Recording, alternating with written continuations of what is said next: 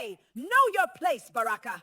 This is a story of Baraka, the poor girl who got married to a prince. Long ago, in a humble village nestled between rolling hills and a whispering forest, there lived a poor but determined girl named Baraka. She lived with her aging grandmother in a small mud house with a grass-thatched roof. Each morning before sunrise, Baraka fetched water, gathered firewood, and hurried to school. Though her clothes were old and mended many times, Baraka was the smartest pupil in her class. Her teachers praised her sharp mind, but not all her classmates admired her. Among them was Becky, a girl from a wealthy family. Becky wore clean, bright clothes and carried herself like royalty. She loved attention and often reminded everyone of her riches. One morning at school, Becky looked Baraka up and down and laughed. "Baraka," she said loudly, "how can someone who smells of smoke from firewood sit next to me?" Baraka quietly replied, "We are all here to learn, Becky." Becky scoffed, "Learning won't change who you are. You were born poor and you will remain poor." Later that day, as the teacher praised Baraka for answering a difficult question,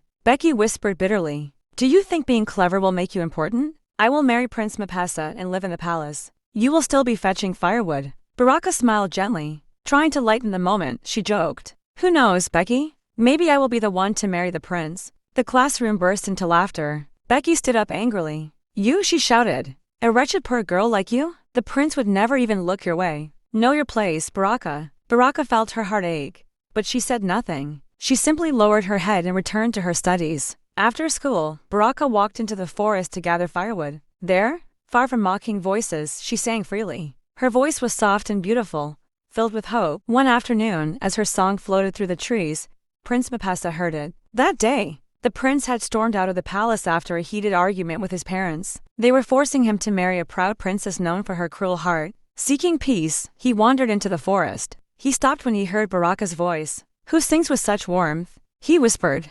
Following the sound, he found Baraka beneath a tall tree. Startled, Baraka said politely, "I'm sorry, sir. I didn't know anyone was here." "Please," the young man replied kindly, "do not stop singing. Your voice has eased my troubled heart." They spoke for a while. "What do you do when you're not singing?" he asked. "I study," Baraka answered. "And I work. I want to build a better life for my grandmother and myself." The prince smiled. "You speak with wisdom." Baraka never knew she was talking to a prince, and that made her honesty even more precious to him. They met often in the forest. The prince watched Baraka work hard, help others, and sing with joy despite her struggles. His heart chose her long before his mind could question it. One evening, he finally said, "Baraka, I must tell you the truth.